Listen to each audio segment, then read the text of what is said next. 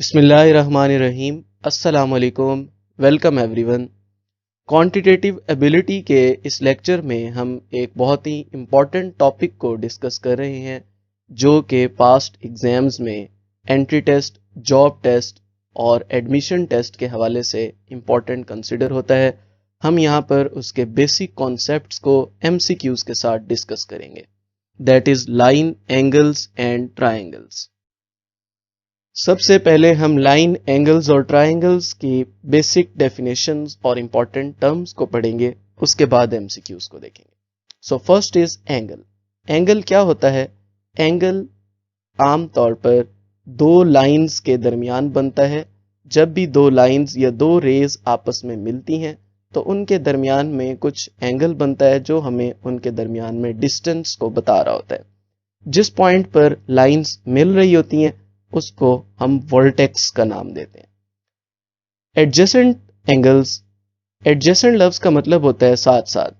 दो एंगल्स उस वक्त एडजेसेंट कहलाते हैं जब उनका वर्टेक्स कॉमन होता है या वो दोनों एक दूसरे के साथ साथ बन रहे होते हैं। जैसे अगर हम इस फिगर में देखें तो ये एंगल 1 और एंगल 2 दोनों एक दूसरे के साथ साथ हैं, या दूसरे लफ्जों में इनका वर्टेक्स कॉमन है, इनकी आर्म भी कॉमन है। आर्म यानी ये जो जिन लाइंस के दरमियान में एंगल बन रहे होते हैं उनको हम आर्म्स कहते हैं। तो इनमें से एक आर्म कॉमन है, इसलिए इनको हम एडजेसेंट एंगल्स कहेंगे। Next is vertical angle. Vertical angle उस वक्त बनते हैं जब दो लाइंस एक दूसरे को इंटरसेक्ट करते हुए यानी एक दूसरे को क्रॉस करते हुए गुजरती हैं। तब जो आमने सामने के ऑपोजिट साइड्स के एंगल होते हैं उनको वर्टिकल एंगल्स कहते हैं। जैसे इस फिगर के अंदर एंगल 1 और एंगल 2 जो है वो वर्टिकल एंगल्स हैं। Next is triangle. ट्राई का मतलब होता है 3 और एंगल मीन एंगल, यानी ऐसी शेप या ऐसी फिगर जिसमें 3 एंगल्स हो और आमतौर पे ये 3 साइड्स को मिलाने के बाद बनती है, तो इसको ट्रायंगल का नाम दिया जाता है। ओके, कुछ कॉमन फार्मूलाज या कॉमन पोस्टुलेट जो हमने यूज करने होते हैं वो जो हमें बहुत हेल्प करते हैं आगे सॉल्व करने में एंगल्स और ट्रायंगल्स को, उनको हम देखते हैं। तो सबसे पहले है वर्टिकल एंगल्स। वर्टिकल एंगल्स हमेशा मैग्नीट्यूड में इक्वल होते हैं, यानी जब दो लाइंस इंटरसेक्ट कर रही होती हैं तो जो आमने सामने के एंगल्स होते हैं वो हमेशा इक्वल होते हैं। जैसे अगर ये एंगल 70 डिग्री का है तो ये एंगल भी कितना होगा? 70 डिग्री का। इनकी जो वैल्यू होती है वो आपस में इक्वल होती है। This is the first point. Next is in any triangle sum of measure of 3 angles is equal to 180। यानी अगर हम ट्राइंगल के अंदर तीनों एंगल्स को आपस में ऐड करें तो उन तीनों का जो सम है वो क्या बनता है? It becomes 180। Angle 1 plus angle 2 plus angle 3 it becomes 180। Next is for a right angle triangle. अगर हम एक राइट एंगल ट्राइंगल की बात करें तो राइट एंगल ट्राइंगल के अंदर जो लार्जेस्ट साइड है, लार्जेस्ट साइड को आमतौर पे कहा जाता है हाइपोटेन्यूस, उसका स्क्वायर इक्वल होता है बेस के स्क्वायर के और परपेंडिकुलर के। ठीक है, इस तरह से ये एक राइट एंगल ट्राइंगल होती है जिसमें एक एंगल 90 का होता है और उसके अंदर जो लार्जेस्ट साइड का स्क्वायर यानी हाइपोटेन्यूस का स्क्वायर वो इक्वल होता है बाकी दो साइड्स के स्क्वायर के। उनमें से एक बेस होती है और दूसरा परपेंडिकुलर होता है। Okay, next point is the measure of exterior angle of A triangle. यानी अगर ये एक ट्राइंगल है तो इसके जो अंदर एंगल्स बन रहे होते हैं उनको हम इंटीरियर कहते हैं, अंदर वाले एंगल्स कहते हैं, और जो बाहर एंगल बन रहा होता है उसको हम एक्सटीरियर एंगल कहते हैं। जैसे यहाँ पे जो एंगल 1 है this is known as exterior angle, और इंटीरियर वो होते हैं जो अंदर वाली साइड पे बन रहे होते हैं। और इसने कहा है कि अगर हम एक साइड का एक्सटीरियर एंगल लें और बाकी दोनों साइड्स के इंटीरियर यानी अंदर बनने वाले एंगल लें तो ये दोनों आपस में इनका सम के इक्वल होता है। यानी जो एक्सटीरियर एंगल है वो बाकी दो इंटीरियर एंगल्स के सम के इक्वल होता है। नेक्स्ट देखें कुछ ट्राइंगल के लिए कुछ और पॉइंट्स। लॉन्गेस्ट साइड हमेशा लॉन्गेस्ट एंगल के ऑपोजिट होती है।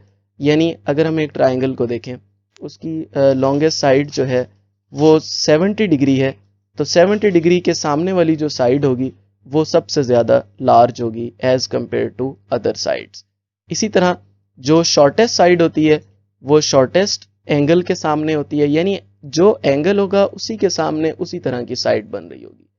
और अगर दो साइड्स उनकी लेंथ सेम है तो उनके सामने बनने वाले एंगल भी सेम होंगे।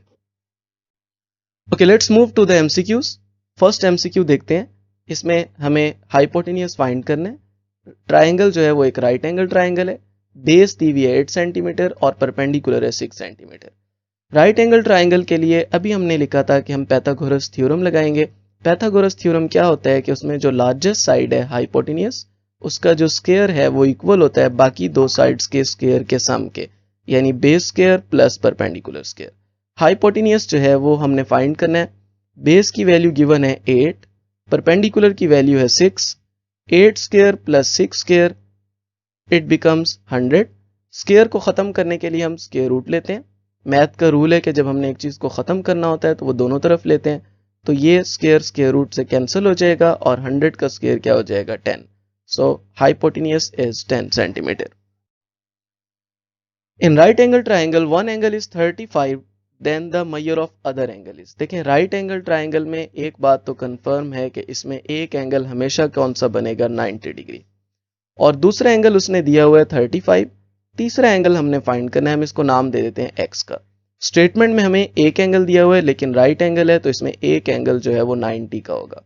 ठीक है, तो हम इन तीनों एंगल्स को ऐड कर लेते हैं, 90 प्लस 35 प्लस थर्ड एंगल के लिए एक्स लिख देंगे और इनका सम क्या होगा 180। ये ट्राइंगल के लिए एक बेसिक फार्मूला है कि sum of all the angles is equal to 180। तो यहाँ पे 90 और 35 को हम प्लस करेंगे तो ये बन जाएगा 125, और 180 में से 125 को माइनस कर देंगे तो ये बनेगा 55। So the answer is 55। In the figure below what is the value of x. देखें ये जो एंगल्स बन रहे हैं, ये एंगल्स अभी हमने पढ़ा है कि दीज आर वर्टिकल एंगल्स, और वर्टिकल एंगल्स हमेशा क्या होते हैं, they are equal in magnitude, यानी ये जो दो आमने सामने वाले एंगल हैं इनको हम आपस में इक्वल कर सकते हैं, और इसके लिहाज से हमने इस इक्वेशन को सॉल्व करके x फाइंड करना है। इसको वैसे ही रहने देंगे 3x प्लस 10, 5 को अंदर बारी बारी मल्टीप्लाई करेंगे, ये बन जाएगा 5x माइनस 5 टू आर 10।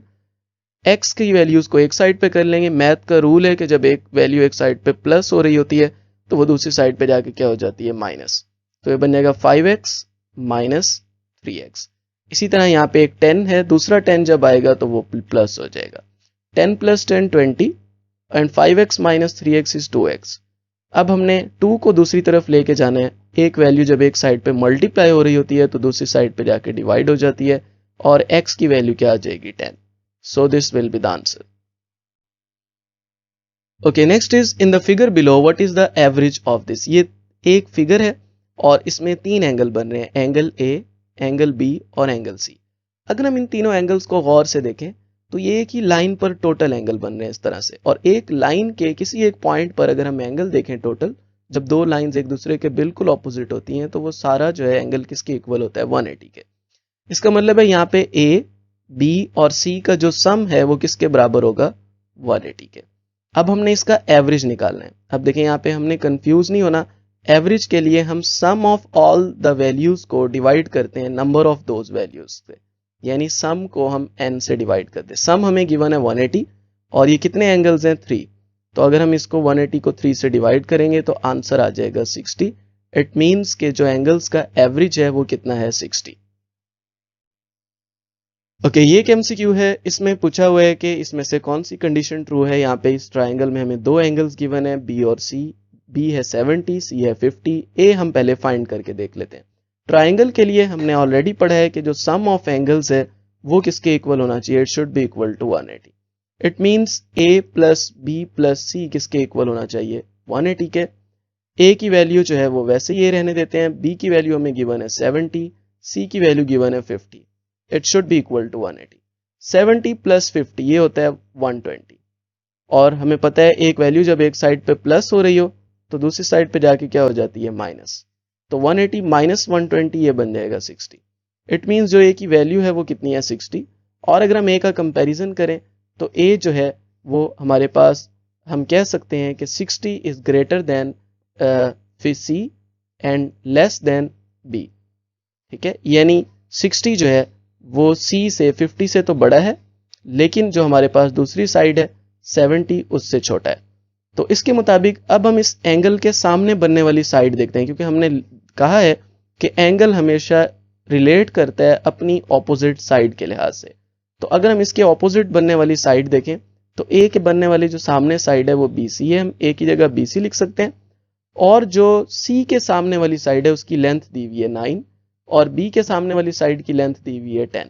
तो हम यूं लिख सकते हैं BC is greater than 9 but less than 10। So this will be the answer.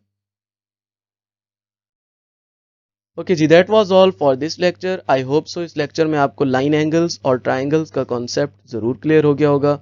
अगर आपको ये लेक्चर पसंद आया हो तो आपसे रिक्वेस्ट है कि आप काइंडली इस चैनल को सब्सक्राइब कर लें और बेल आइकन को क्लिक कर लें और हमें कमेंट्स में भी ज़रूर बताएं कि आपको ये लेक्चर कैसा लगा, ताकि हम फ्यूचर में आपके लिए मज़ीद हेल्पफुल वीडियोज़ जो हैं वो बना सकें। Thank you so much.